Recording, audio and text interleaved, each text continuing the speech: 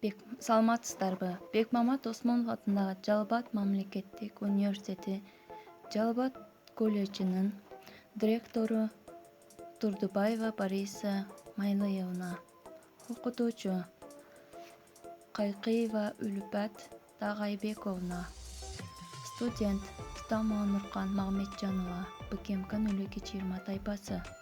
Кайтарым байланыш. Саякбай Каралаевдин өмүрү жана чыгармачылыгы. Саякбай Каралаев 1894-жылы 7-сентябрда Ысык көлдүн Тоң районунда туулган. Төрөлгөндөн көп узабай анын үй-бүлөсү оор турмуштун айынан илик жууп, жети өгүзгө көчүп барып, болочок манасчынын балалык чагы ошол жакта өтөт.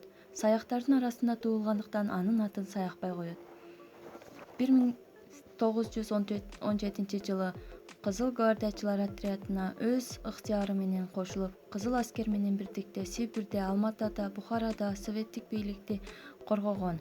1918-жылы Саякбай Каралаев эпосунан үзүндүлөрдү өз алдынча айта баштаган. 1924-жылы ал белгилүү манасчы Чоюке Өмүров менен бир нече жылдар ичинде манас эпосун айтууну үйрөнгөн.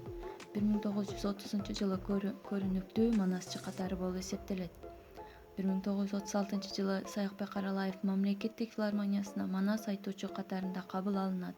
1935-жылы Саякбай Каралаевдин толук варианты боюнча манас эпосун жазуу иши башталат. 1937-жылы Үч издиктин биринчи бөлүгү аяктайт. Кийин Семетей, Сейтек жазылып алынган.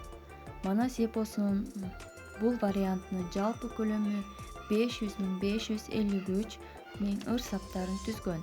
Дүйнө элдеринин эпостору менен салыштырганда көлөмү боюнча Гомердин Илиада жана Одиссеясынан 20 эсе, Шахнемеден 5 эсе чоң болгон.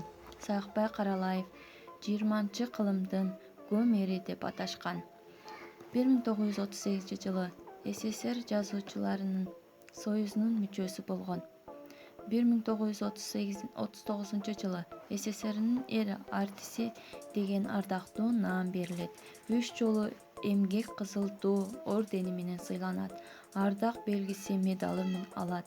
Ардак грамоталар менен сыйланат. Саякбай Каралаев айткан Төштүк эпосунун бир варианты жалпы түрк элинин арасында эң мыкты эпостордун бири катары ЮНЕСКОнун чечими менен француз тилине которулуп, Парижде басылып чыгат. Саякбай Каралаев акын гана эмес, ал ошол менен бирге артист да, композитор да боло алган. Саякбай Каралаев 3 күн, 3 түн бою бир тынбай манас айткан. Эң узак манас айтканда 1,5 миллион ыр-саптарын түзгөн. Саякбай Каралаев манас айтып жатканда симфониялык оркестрдик сыяктанып, миң кубулуп, миң өзгөрүлүп, трагедиядан лирикага өтүп, бир заматта ыйлап, бир заматта күлүп, бирде үшкүрүп, бирде кайраттанып, бирде мемиреген көлдөй тып-тынч, бирде шамал болуп, дайрадай ташып манас айткан. Саякбай Каралаев 1971-жылы май айында ооруканага түшөт. Оорусу катуу болуп, эч кимди тааныбайт. Оорусу оордогон сайын куюлтуп манас айтып киргенин айтышат. Ошентип Кыргыздын дагы бир туу чокусу болуп, тоосу урап, Саякбай Каралаев 77 жашында дүйнөдөн кайткан. Көңүл бурганыңыздар үчүн чоң рахмат.